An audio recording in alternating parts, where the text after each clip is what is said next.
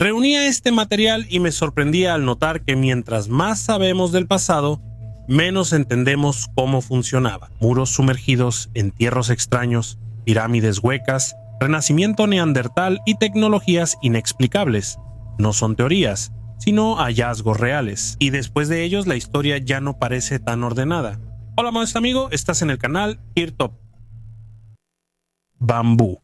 En un glaciar de más de 2000 metros en los Alpes suizos, el deshielo reveló un extraño objeto. Un carro ligero de 2 ruedas hecho de bambú y cuerdas, sin metal ni fijaciones modernas. El objeto parecía recién dejado, pero solo había permafrost alrededor. Un viajero casual lo halló en el paso Splugen, una antigua ruta usada siglos por comerciantes y soldados entre Italia y el norte de Europa. Los científicos confirmaron que el hallazgo era real y tenía menos de 100 años, lo que sorprendió aún más. El bambú, originario de Asia, no se usaba en transporte ni construcción en los Alpes. Ningún archivo, foto o descripción menciona vehículos similares aquí.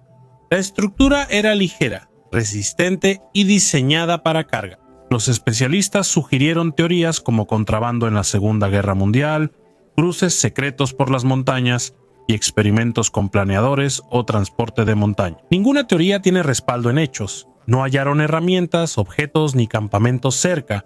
Los científicos encuentran casos similares cada vez más. El hielo retrocede y muestra fragmentos olvidados del pasado reciente. Cosas que nadie recordará. La carreta de bambú se volvió un objeto sin nombre, dueño ni explicación. Y la respuesta no está ahora, podría irse con la próxima palabra. Un recipiente con opio. Durante muchos años, en uno de los almacenes del Museo de la Universidad de Yale, estuvo un discreto recipiente de alabastro del antiguo Egipto. Sin inscripciones ni decoraciones, nada lo diferenciaba de otros objetos, hasta que los investigadores analizaron la capa oscura en sus paredes internas. El análisis químico reveló rastros difíciles de atribuir por accidentes. Se hallaron compuestos de opio como morfina, noscapina y papaverina. Esto indicaba que el recipiente no era para incienso ni aceites, y quizás se usaba regularmente, no solo en casos excepcionales. Lo curioso de este hallazgo no es que se usara opio, sino su magnitud. Parece que los recipientes se encuentran en tumbas, templos y casas, y aparecen en diferentes regiones y épocas. Si alguno tenía las mismas sustancias, el opio no era raro ni exclusivo de sacerdotes, sino cotidiano. Algunos investigadores creen que estos recipientes podían acompañar a una persona toda su vida y usarse en rituales, medicina y ceremonias de transición. Hay una versión que afirma que vasijas de alabastro como las halladas en la tumba de Tutankamón contenían opio, aunque ya no se puede comprobar. Hace mucho que el contenido desapareció, solo quedan rastros en las paredes. La pregunta que cambia la visión del antiguo Egipto: ¿quiénes eran realmente las personas detrás de esa civilización considerada tan sagrada? La receta de la hoja. Hace 4000 años en el sur de los Urales existía una cultura considerada primitiva para la Edad de Bronce. Asentamientos, cerámica y armas. Nada habría sobresalido del panorama habitual, hasta que los científicos decidieron estudiar detenidamente el metal encontrado en uno de los asentamientos quemados. Se investigaron más de 100 objetos como hachas, lanzas, cuchillos, hoces, adornos y lingotes. El análisis reveló una regularidad. Estos objetos no se fundieron al azar. Cada objeto tenía una aleación de metal específica, como si los artesanos supieran cuál necesitaban. Justo aquí, las armas y adornos de combate se fabricaban con bronce de alto contenido de estaño, duros, resistentes y capaces de mantener el filo por mucho tiempo. En cambio, las herramientas que necesitaban ser afiladas con frecuencia se fundían casi de cobre puro. Más blandas, pero más prácticas. Esto no es suerte, es un sistema tecnológico. Lo sorprendente vino después. El estaño es esencial y estas aleaciones casi no existen en los Urales. Las microimpurezas revelaron que el metal provenía del Altai y de regiones del actual Kazajistán. Estas rutas comerciales conectaban Eurasia mucho antes de las civilizaciones actuales. El asentamiento donde se encontró todo esto fue destruido por un incendio y abandonado.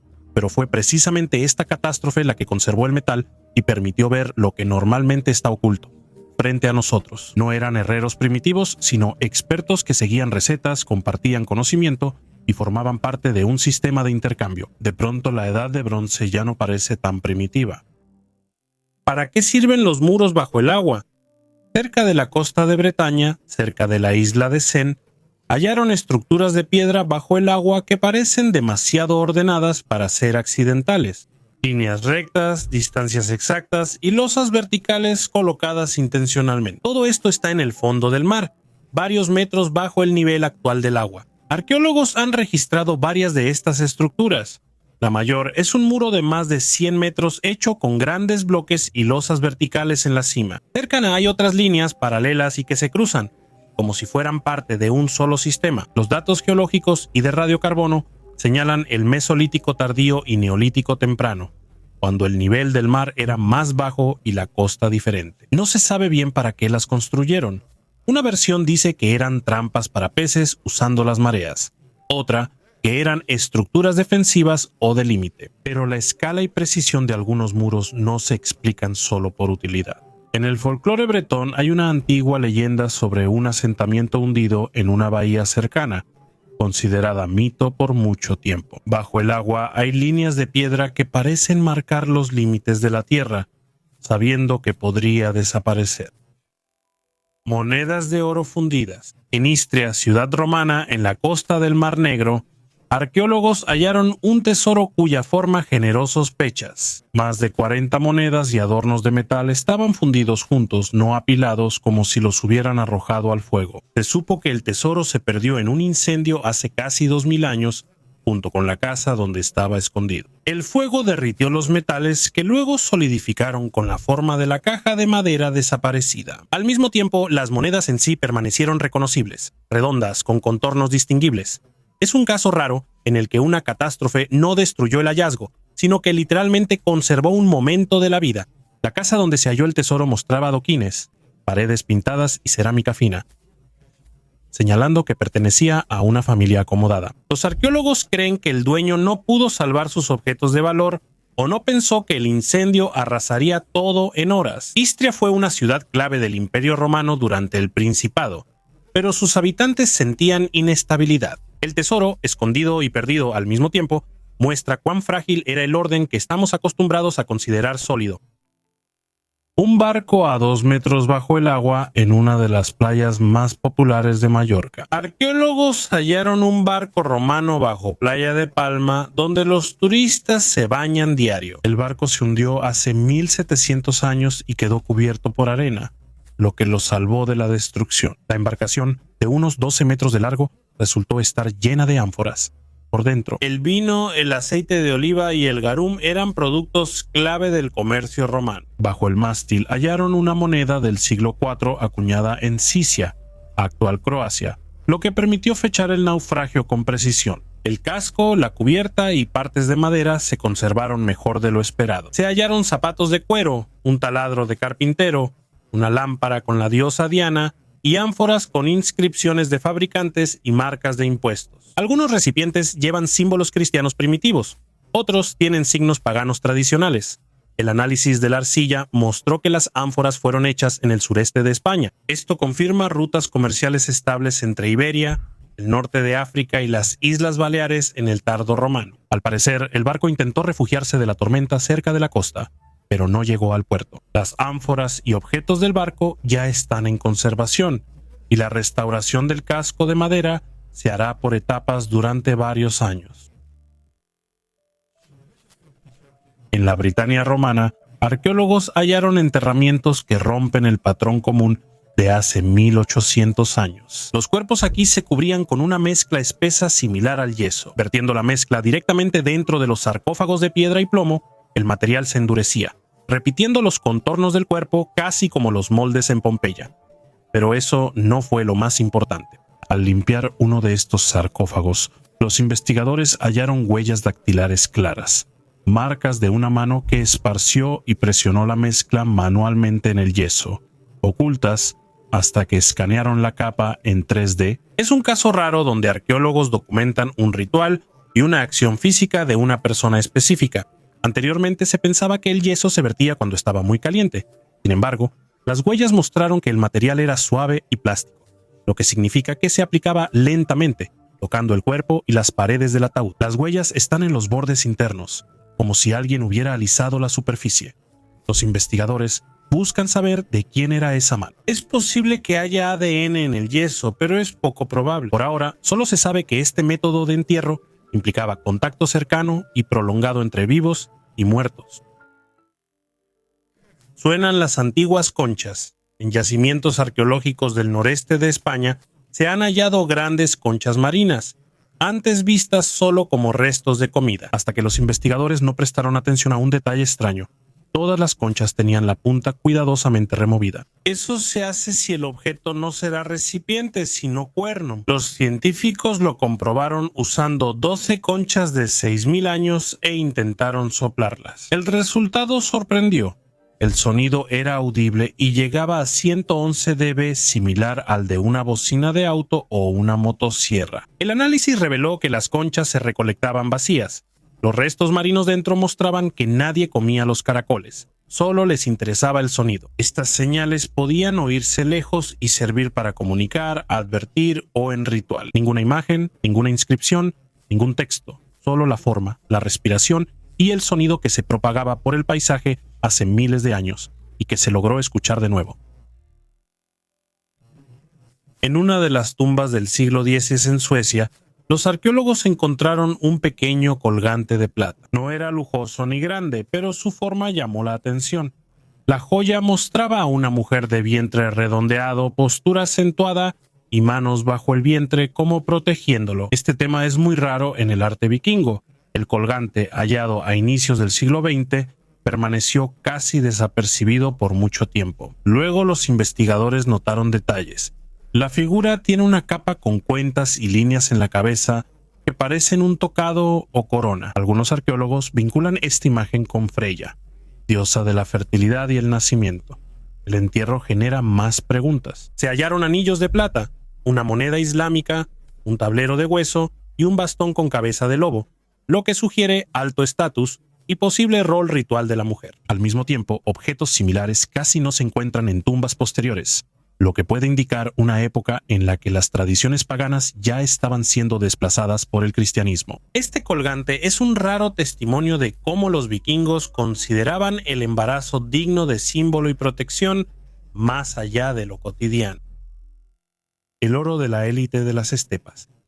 En las montañas del sureste de Kazajistán, los arqueólogos excavaron túmulos que durante mucho tiempo permanecieron al margen de las grandes investigaciones. Ketizú era famosa por sus monumentos, pero estas tumbas no habían destacado hasta hace poco. Bajo las capas de tierra se encontraron tumbas que pertenecían a la élite de los sacas de los siglos IV-XIII antes de nuestra era. Encontraron adornos de oro, aretes, cuentas, alfileres de bronce y objetos con simbología marcada, como un artefacto de hueso en forma de serpiente dragón. Su propósito es incierto, pero investigadores creen que tenía relación con creencias espirituales y protección. El oro aquí no se usaba como demostración de riqueza, sino como un símbolo de estatus y pertenencia a cierto círculo. Destacó el doble entierro de una mujer y un niño de unos 3 años, junto a cuyo cráneo había aretes de oro. Esto llevó a los arqueólogos a preguntarse cuán temprano podía asignarse el estatus y transmitirse por nacimiento. Un túmulo medía 40 metros de diámetro y 4 de altura. La magnitud de los trabajos y la calidad de los objetos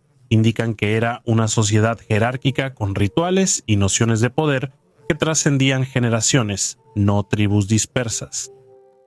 ¿Por qué se mueven las piedras en el lecho seco del lago Racetrack Playa? En el Valle de la Muerte hay esparcidos enormes rocas, detrás de las cuales se extienden largas huellas. Los rastros se prolongan por decenas y cientos de metros. A veces giran bruscamente, a veces van paralelos entre sí. El problema es que casi nadie ha visto cuándo se mueven.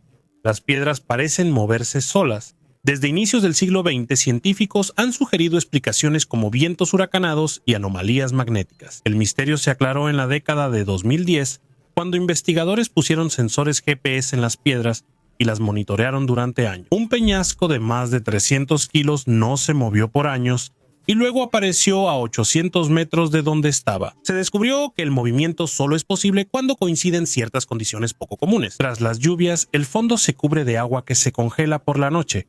En la mañana, El hielo se rompe en placas grandes y se desliza sobre el lodo. Bajo la acción del viento, estos escudos de hielo, como si fueran velas, empujan las piedras hacia adelante. El proceso es tan lento que el ojo casi no lo nota. Las piedras solo derivan, no ruedan ni saltan. Por ello, durante décadas solo quedaban huellas. No hay explicaciones claras de por qué las pirámides están vacías. Las grandes pirámides de Giza aún se consideran oficialmente tumbas de faraones. Esta versión es tan común que casi nunca se cuestiona. En 2 siglos de investigaciones en las pirámides de la Cuarta Dinastía, no se han hallado cuerpos de gobernantes, momias, complejos funerarios, ni rastros de entierros vinculados claramente a los faraones. Los sarcófagos de piedra encontrados en el interior siempre estaban vacíos, y las paredes carecen de inscripciones o textos.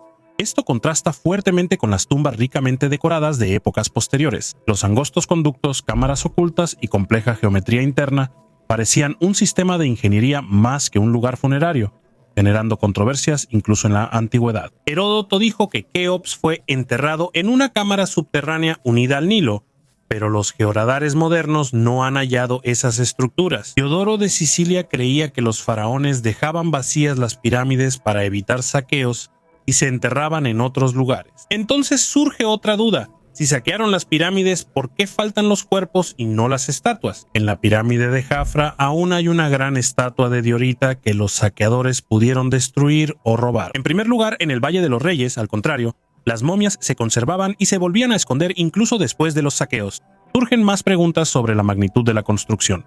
El faraón Snefru construyó 3 grandes pirámides de inmediato. Mucho para una sola persona, pero lógico para un programa estatal con distinto fin. Algunos pasadizos están alineados con estrellas y las proporciones de las estructuras reflejan ideas cosmológicas, lo que ha generado teorías alternativas.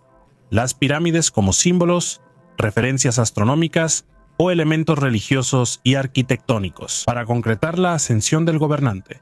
Sin respuesta aún. Solo hay cámaras vacías, geometría perfecta y aún no entendemos bien el propósito de estas estructuras. ¿Qué son esos tubos?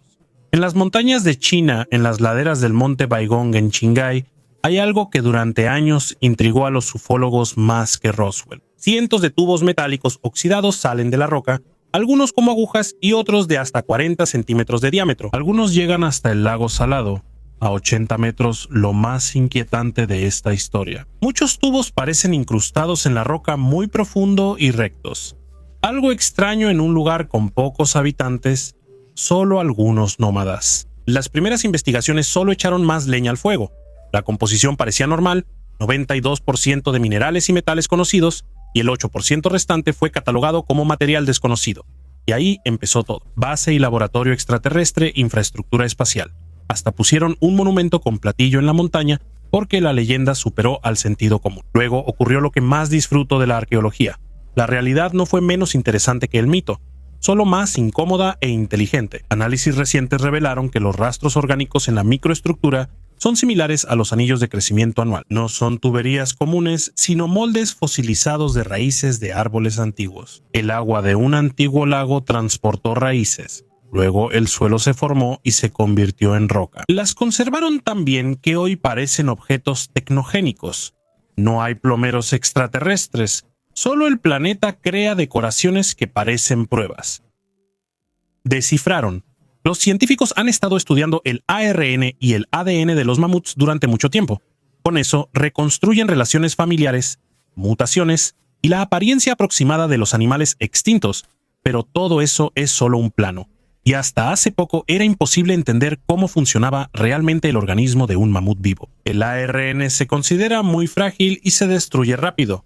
Por eso se creía que no podía durar miles de años, mucho menos decenas de miles. Por eso el hallazgo en el permafrost de Siberia fue un punto de inflexión. Por primera vez, los científicos lograron aislar y descifrar moléculas de ARN de tejido de mamut lanudo de unos 40.000 años de antigüedad. Es el ARN más antiguo con el que la ciencia haya trabajado jamás. La muestra era de una cría de mamut llamada Yucca, hallada en excelente estado de conservación. El ARN no solo eran fragmentos, también guardaba información de los genes activos en la vida del animal. Los científicos encontraron secuencias responsables del funcionamiento de los músculos y del metabolismo bajo condiciones de gran estrés. Esto permitió sacar una conclusión cautelosa pero preocupante. Antes de morir, el mamut sufrió fuerte tensión física, quizá por depredadores o al luchar por sobrevivir. Más extraño fue hallar microARN, moléculas que regulan genes.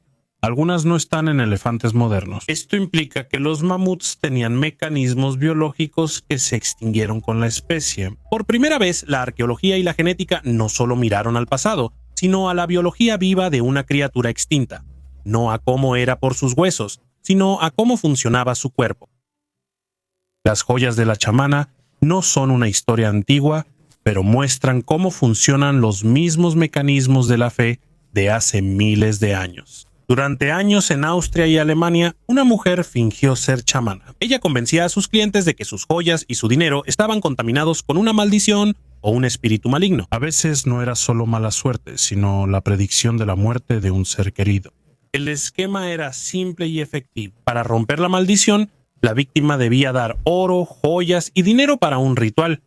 Las cantidades alcanzaban cientos de miles de euros. Tras entregar los objetos de valor, la chamana desaparecía y su cómplice decía que durante el ritual había caído en coma o muerto.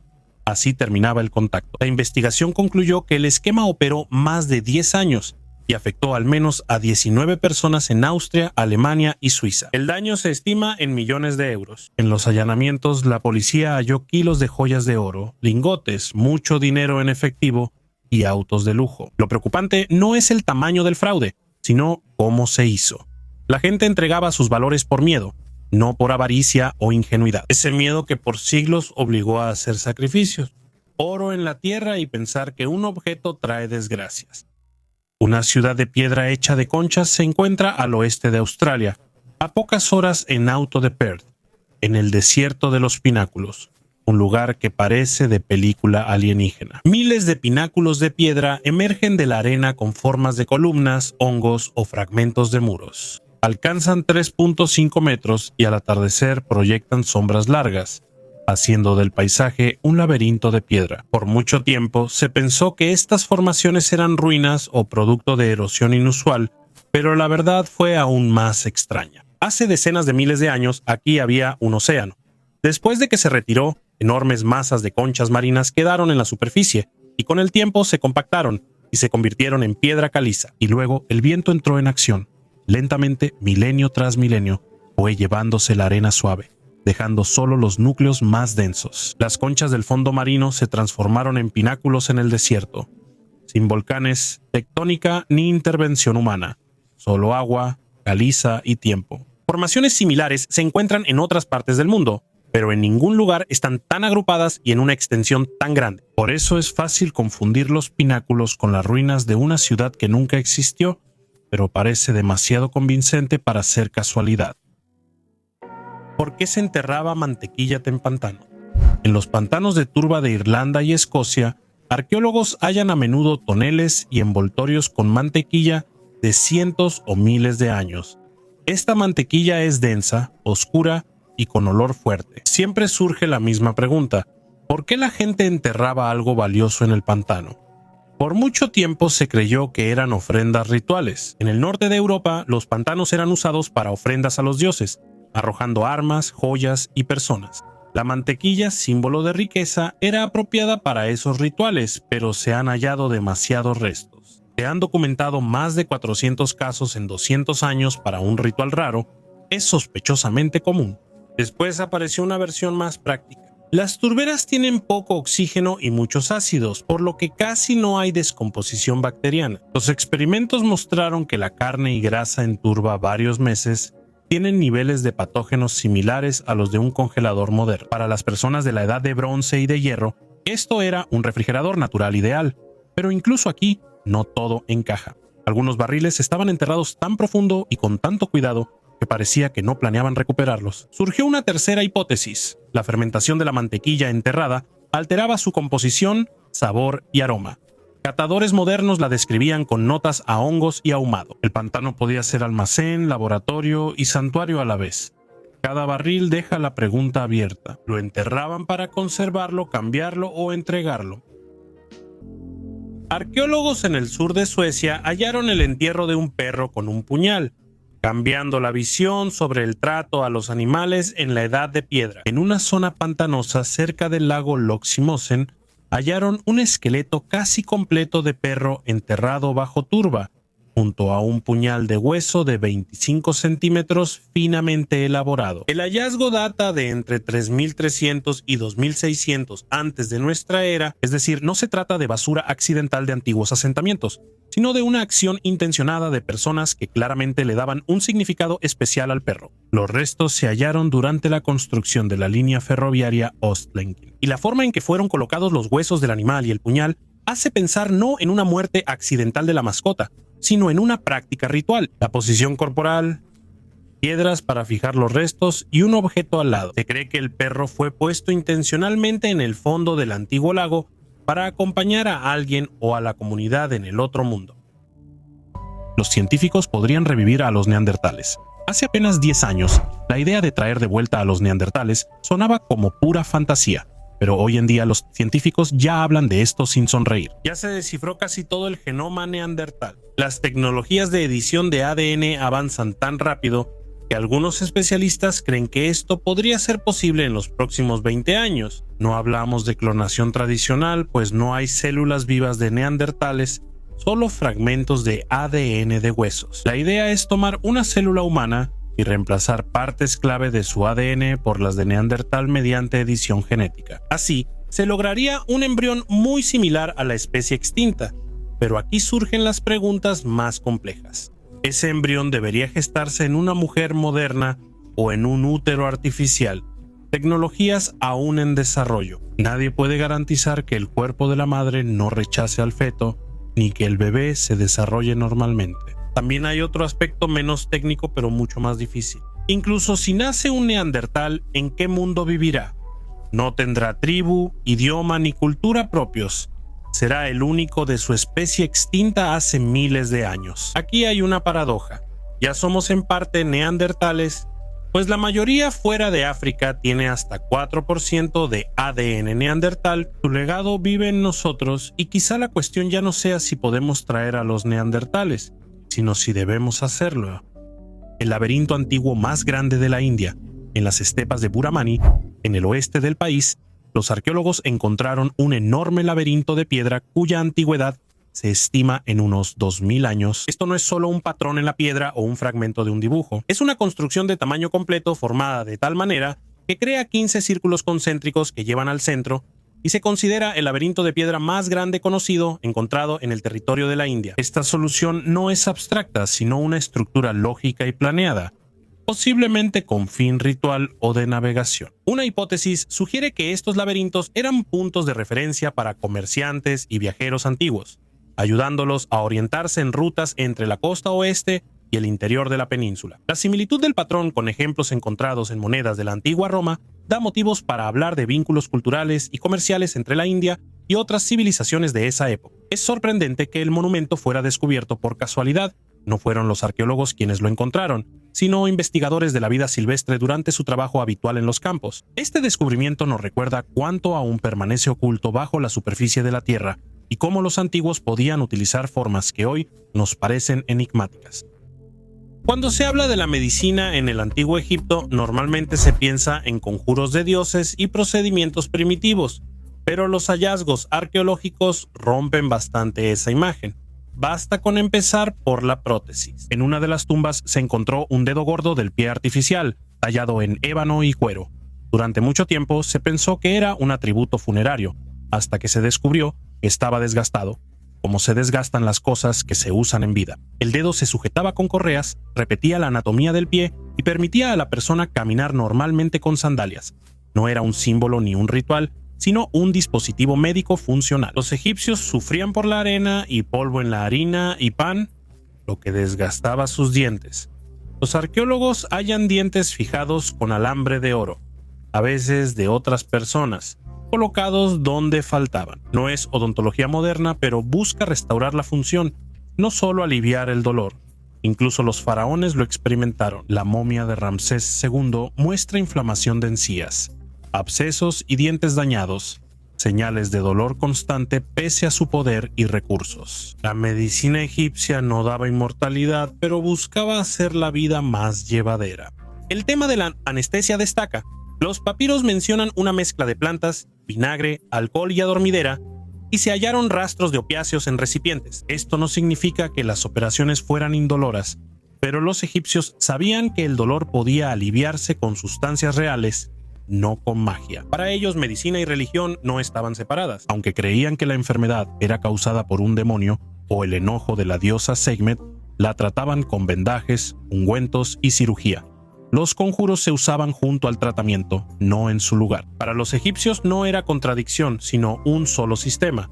Al final surge una imagen fuera de lo común, no una medicina primitiva ni un milagro adelantado. Es una sociedad que estudiaba el cuerpo, experimentaba, cometía errores y dejó soluciones prácticas y extrañas como prótesis y anestesia.